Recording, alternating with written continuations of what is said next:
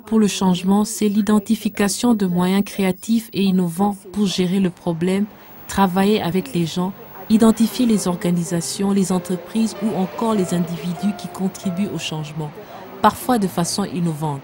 C'est aussi communiquer autour de ces sujets, partager ce savoir et commencer à faire en sorte que de nouvelles discussions naissent dans les régions. Donc, il ne s'agit pas seulement de suivre les bonnes vieilles méthodes, il ne s'agit pas de se sentir propriétaire d'une idée, il s'agit au contraire de dire « Voici les idées que nous avons, elles n'ont pas de droit d'auteur, elles sont partagées, enrichissez-vous de ces idées, voici ce qui a marché pour nous, ce qui n'a pas marché, prenez ces idées, utilisez-les et faites-les évoluer. » Afin de promouvoir encore plus loin le travail fait par les organisations de la société civile, des groupes de médias tels que le Mail and Garden, journal hebdomadaire sud-africain, et Interpresse Service sont soutenus afin d'étendre leur couverture régionale sur les questions de pauvreté et de développement afin qu'un dialogue public sur le défi de la pauvreté soit maintenu. Dans cette section du Mail and Garden, notre objectif est d'essayer de mettre en avant des mesures et des applications politiques en faveur des pauvres à travers le continent, et aussi essayer de mettre en lumière les bonnes pratiques en matière de problèmes liés à la pauvreté et souligner ce que nous pensons être des histoires positives émanant de notre continent. Si les voix des pauvres ne sont pas affirmées dans la sphère publique et dans le dialogue politique, d'autres intérêts sont susceptibles de dominer à la fois dans le développement et dans la mise en œuvre des politiques publiques. Il est donc crucial de mettre en place une participation démocratique et de créer des modes de gouvernement qui sont à l'écoute et rendent des comptes si nous voulons que les voix des pauvres puissent influer sur les politiques.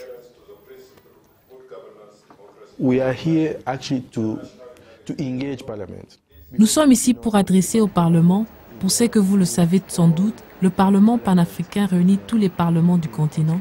Ils en font tous partie. Donc ce que nous avons fait ici, c'est de faciliter le dialogue.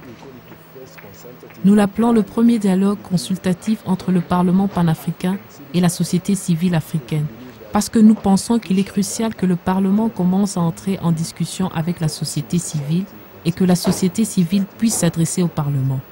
De nombreuses voies sont possibles pour que cette interaction ait lieu, cependant elles ne sont pas utilisées. Pourquoi? Pour un certain nombre de raisons, et le Trust a remarqué que c'était une opportunité pour nous de venir assister à l'ouverture du Parlement, d'écouter ce dont les parlementaires débattent et d'autre part d'engager la discussion avec le Parlement panafricain, et c'est le début de ce type d'interaction. Au nom du Parlement panafricain et en mon nom, je souhaite la bienvenue à toutes les organisations de la société civile qui sont présentes ici aujourd'hui.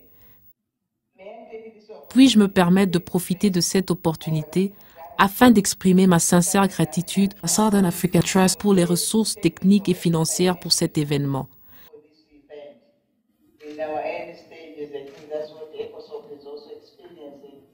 C'est à la fois un honneur et un grand plaisir pour le Parlement panafricain de rencontrer la société civile. Ce dont le Trust a besoin, c'est de pouvoir se trouver dans une position qui lui permette de réunir ensemble les différents acteurs. Pas d'une façon qui exclut les autres parties, mais d'une façon qui fournisse un espace pour réunir tous ceux qui partagent les mêmes problèmes. La Southern Africa Trust crée des opportunités pour les organisations de la société civile afin qu'elles puissent s'impliquer dans le développement des politiques publiques visant à vaincre la pauvreté. Le Trust est déjà largement fait connaître auprès des forums de politique publique de la région, ouvrant des portes à la société civile et à d'autres acteurs dans leur engagement auprès des gouvernements pour l'éradication de la pauvreté. À moins de pouvoir se déplacer et s'engager sur le cycle complet de l'élaboration des politiques publiques, votre secrétaire permanente sera là à demander des conseils et pour son coût bénéficiera à 20% ou encore à 10%. Ils veulent dire, à présent donnez-nous des recommandations que nous pouvons mettre en œuvre. Mais avec la naissance du Trust, nous avons trouvé une organisation, une unité, une entité qui est plus proche du terrain et qui comprend les problèmes auxquels nous faisons face. Si là, la Southern Africa Trust n'existait pas, si là, il n'était pas venu à notre secours, cette recherche que nous avons faite serait entassée sur une étagère comme c'est le cas pour beaucoup.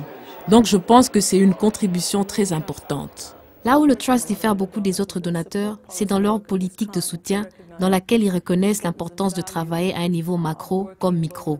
Et en tant qu'activistes, activistes de terrain bien sûr dans le domaine de la discrimination sexuelle, nous travaillons tous sur le terrain avec les communautés et le Trust, dans la façon dont il agit, en tant qu'organisation régionale qui s'intéresse particulièrement à la formulation des politiques, était très bien placé pour soutenir notre travail. Je pense que la Southern African Trust ne pouvait pas naître à un meilleur moment qu'aujourd'hui. Et pourquoi je dis ça? Je le dis parce que la Fondation apporte une nouvelle approche sur la façon dont l'attribution des subventions est gérée à travers la région. On ne se contente pas de donner de l'argent à des organisations de la société civile, on identifie des partenaires stratégiques qui peuvent réellement faire une différence. Dans une courte période, la Southern Africa Trust s'est imposée comme un bloc fondateur pour un nouveau futur pour la région d'Afrique australe, donnant naissance à un nouvel élan pour la coopération entre les différents acteurs vers un futur sans pauvreté. La prochaine étape sera tout d'abord de renforcer les capacités des groupes de la société civile afin qu'ils contribuent plus efficacement aux politiques publiques, instaurant une action politique basée sur les faits. C'est-à-dire que les positionnements politiques des groupes de la société civile doivent trouver leur origine dans les expériences concrètes des personnes vivant dans la pauvreté. En fin de compte, nous avons des meilleures mises en œuvre, des politiques publiques, des meilleures formulations de politiques, mais aussi des stratégies meilleures sont mises en place, évaluées, contrôlées et mises en œuvre d'une façon avisée et collective. Donc au final, ce que nous aimerions voir, c'est une région sans pauvreté avec la participation de tous vers cet objectif. Je souhaite vraiment que dans 10 ans, nous puissions dire, d'accord, nous avions à peu près la moitié de notre population vivant au-dessus du seuil de la pauvreté.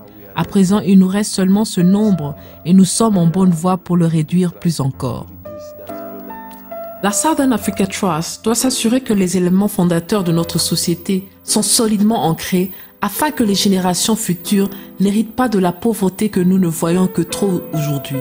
Certains de ces éléments fondateurs doivent être modélés par des approches nouvelles et fraîches sur la façon dont les différents acteurs peuvent travailler ensemble pour vaincre la pauvreté.